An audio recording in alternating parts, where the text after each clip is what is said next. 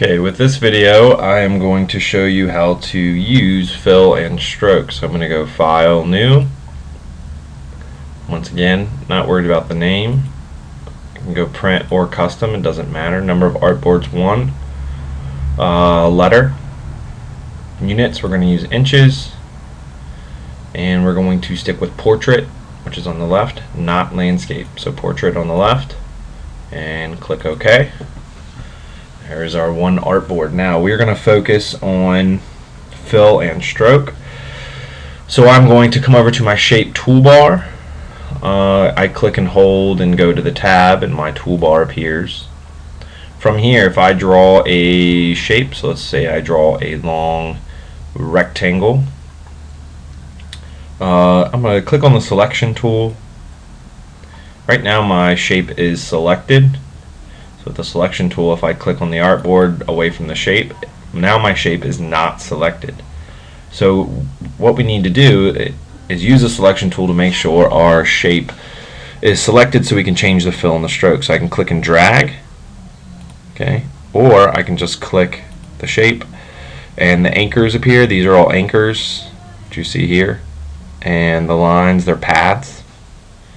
Right, there's the center. So with our shape selected, there's multiple ways that I can change the fill and the stroke. So here's the fill and the stroke. So if I can go here, and the stroke, I can change the color. So let's do complementary colors. I'll give it a red stroke. I increase the stroke on the right where it says stroke. I can increase it.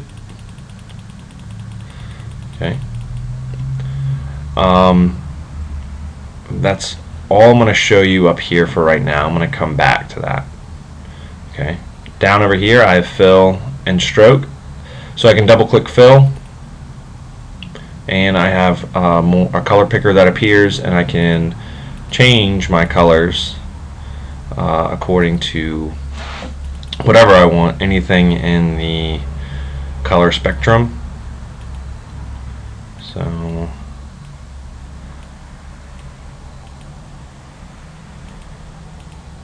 okay.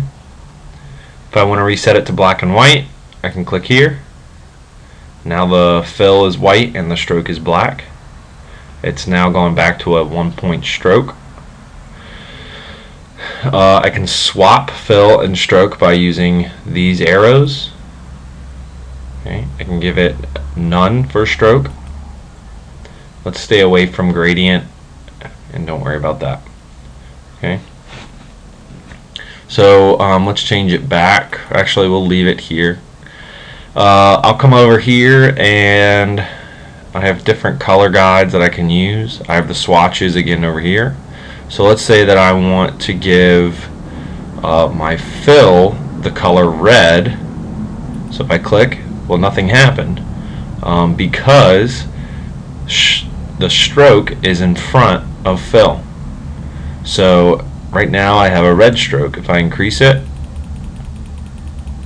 there it is. So let's say that I want my fill to be red, so I can swap fill and stroke there.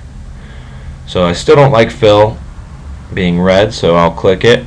I'll click fill here, so fill is in front. Now I can change that color to whatever I like. Okay. There's a little bit about fill and stroke. Now I can also, let's say that I give this a very large stroke of 40. So I'm going to select, I accidentally clicked off, so I got to click and drag and select my shape again. If I come over to the toolbar on the right, the stroke tool, if I click, right now it's only showing the weight, which is also over here. I'm going to click here and it says show options. So there's multiple things I can do here. I can change the cap or the corner. Because there are no caps, it's a shape, so I only have corners. So I can round the corners. Right, see how it's rounded now? I can square them off, a bevel joint, or I can just do a miter joint, which is a right angle, which is the most common. I can align stroke to the inside, which doesn't look very good. I can align it to just the outside, or what's more common is a line stroke to the center. I can also change the limit, which we can talk about later.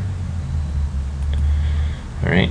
Other things that I can do, you can change, I don't usually mess with any of these, but if it helps your artwork, you can change the width profile of the stroke. But let's stick with uniform. You can also change some of these. You can give it a texture, increase it so you can see it. Okay.